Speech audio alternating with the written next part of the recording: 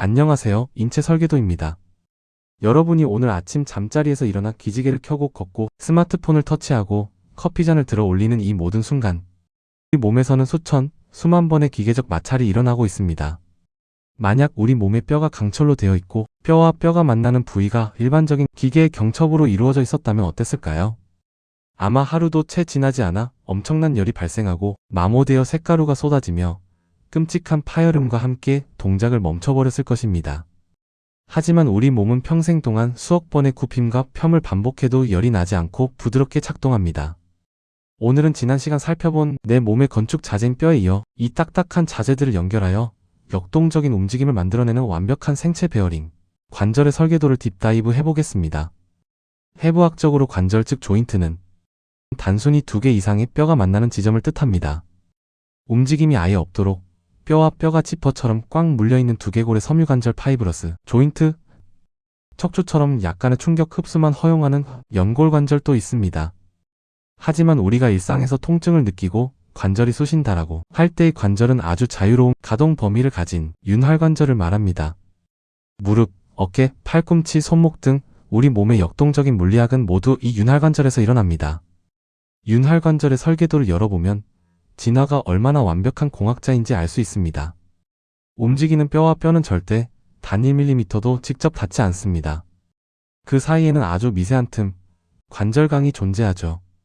그리고 뼈의 끝단은 2에서 4mm 두께의 아주 얇고 매끄러운 조직으로 코팅되어 있습니다. 이것이 바로 우리가 닿는다고 걱정하는 관절 연골입니다. 해부학적 분류로는 아주 투명하고 맑은 유리 연골로 이루어져 있죠. 이 관절 연골의 물리적 특성을 숫자로 표현해 볼까요?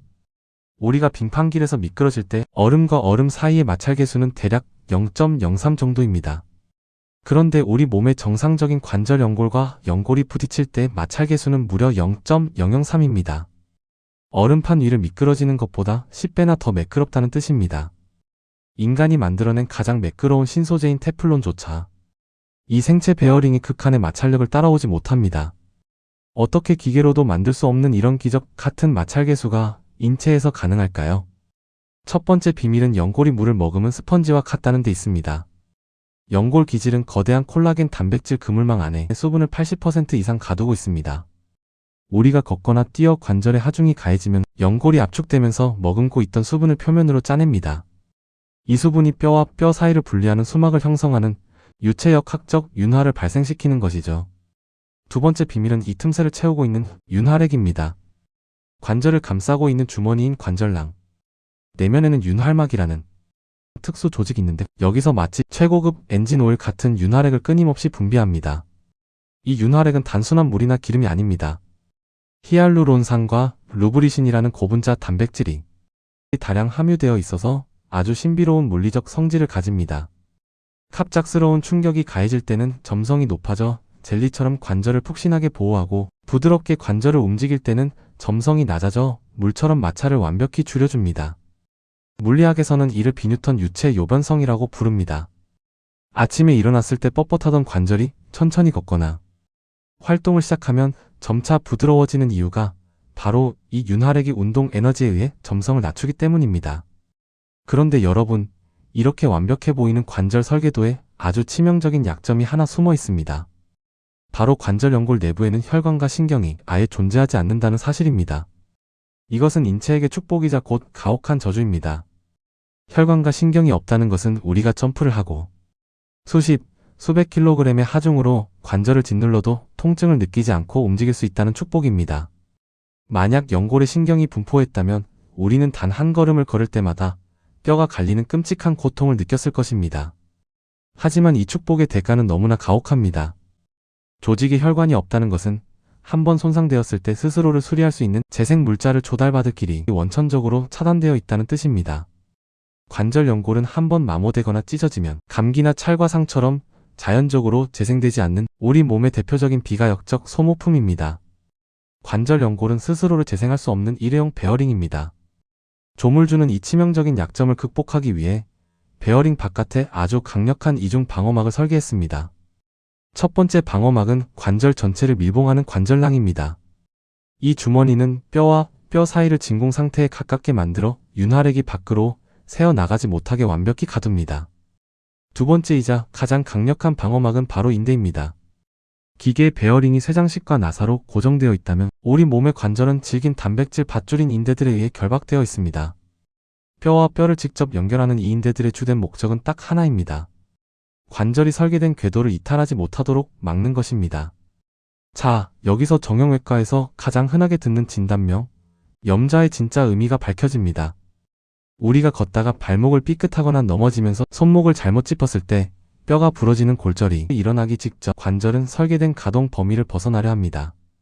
이때 가장 먼저 팽팽하게 당겨지며 비명을 지르는 것이 바로 인대입니다. 엄청난 물리적 에너지가 관절로 쏟아질 때 인대는 스스로를 희생하여 그 에너지를 흡수합니다. 인대의 섬유 조직이 찢어지면서 관절 연골이 산산조각 나는 것을 그리고 뼈가 부러지는 것을 막아내는 최후의 방어 기제, 그것이 바로 염자입니다. 인대가 늘어나고 찢어지는 것은 끔찍한 고통을 동반하지만 역설적이게도 그 고통과 희생 덕분에 재생이 불가능한 내부의 연골을 지켜낼 수 있었던 것입니다. 하지만 인대 희생으로도 막을 수 없는 것이 있습니다. 바로 시간과 반복적인 마찰입니다. 우리 몸의 생체 베어링이 아무리 완벽해도 수십 년간 10만 킬로미터 이상을 걷고 뛰는 동안 연골은 조금씩 닳아 없어집니다. 특히 체중의 대부분을 견뎌야 하는 무릎 관절이나 엉덩 관절의 경우 그 마모의 속도는 더 빠릅니다. 연골이 얇아지면 그 충격은 연골 아래 연골하골로 고스란히 전달됩니다. 뼈는 연골과 달리 신경이 아주 촘촘하게 분포된 조직입니다. 이제 우리는 걸을 때마다 뼈와 뼈가 부딪히는 극심한 고통을 느끼게 됩니다. 부서진 연골 조각들은 관절강 안을 떠돌며 염증 반응을 일으켜 관절을 붓게 만듭니다. 이 붕괴의 과정이 바로 우리가 나이가 들며 겪게 되는 골관절염의 물리적 실체입니다. 재생되지 않는 생체 베어링을 오래 쓰는 유일한 방법은 관절에 가해지는 하중을 주변으로 분산시키는 것입니다. 그것은 바로 뼈와 관절을 움직이는 엔진, 근육을 강화하여 관절을 코르셋처럼 든든하게 받쳐주는 것입니다. 내 몸의 관절은 소모품이지만 주변의 근육이라는 엔진을 어떻게 관리하느냐에 따라 그 설계 수명은 기적처럼 연장될 수 있습니다. 단단한 자재인 뼈와 그 자재들을 잇는 완벽한 경첩인 관절을 살펴봤으니 다음 시간에는 이 뼈대와 경첩을 실제로 움직여 내 몸의 생명력을 불어넣는 궁극의 엔진, 근육의 설계도를 해독해 보겠습니다. 인체 설계도였습니다.